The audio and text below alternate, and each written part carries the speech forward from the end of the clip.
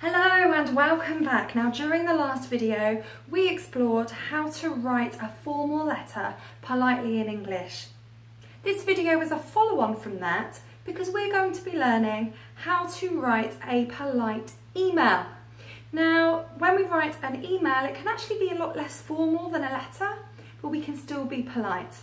So what are the situations that you might find yourself in where you need to write a polite email? Well, perhaps you're at work and you need to make a request. Perhaps you need to make a complaint about something. Perhaps you would like to make a suggestion to somebody. Perhaps you want to point out somebody's mistake.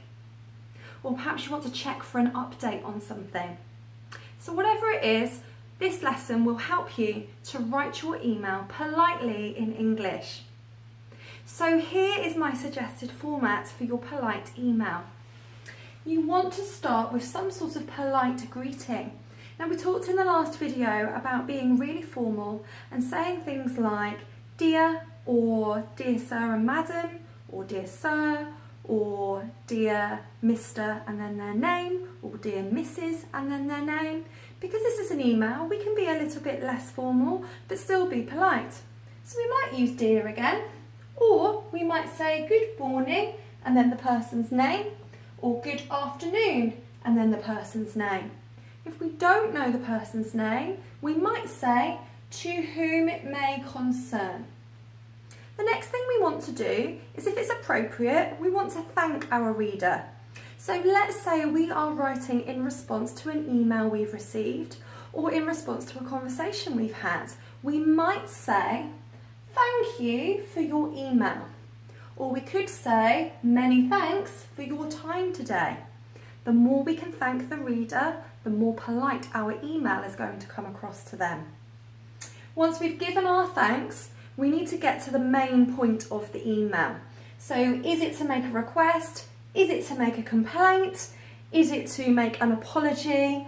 No matter what the main point of your email is, these are some sentence starters that will help you to get your point across nice and politely in your email. So if you were making a request, you might say, I am writing to request. So for example, I am writing to request some extra time for my homework. You might say, please let me know if you could. For example, please let me know if you could extend the deadline for my assignment. Or you might say, could you possibly? So for example, could you possibly extend the deadline for me? Those are all examples of how you can start off your polite requests. Now perhaps you're making a complaint. You could start with, I regret to say that. I regret to say that my assignment is going to be late. You might say, I would like to receive a refund for this faulty product. So those are ways how you can make a complaint in quite a positive and polite manner. Polite apologies. Please accept my apologies for. Please accept my apologies for being late today. Please let me know what I can do. Please let me know what I can do to resolve this situation. I will ensure this does not happen again. That's a great way to finish off your email by explaining that you've apologised and it's not going to happen again. Now we talked in the last video about having a complimentary close. Now your complimentary close in an email will be really similar, but again, because it's an email, you can be slightly less formal but still be polite. So you might close your email with regards and then your name. Or you might close your email with kind regards, which is a bit softer, and then your name. Or even best regards and then your name. There are some other alternatives like best wishes or even best. But these are the ways that I suggest you close your email. Now during the examples that we have spoken about, I have been using some words and some expressions that have been examples of polite English. We talked a little bit during the last lesson about modal verbs and how to use them to be polite. So as a recap, our polite modals are words like might and could and would. For example, please let me know if you could extend the deadline.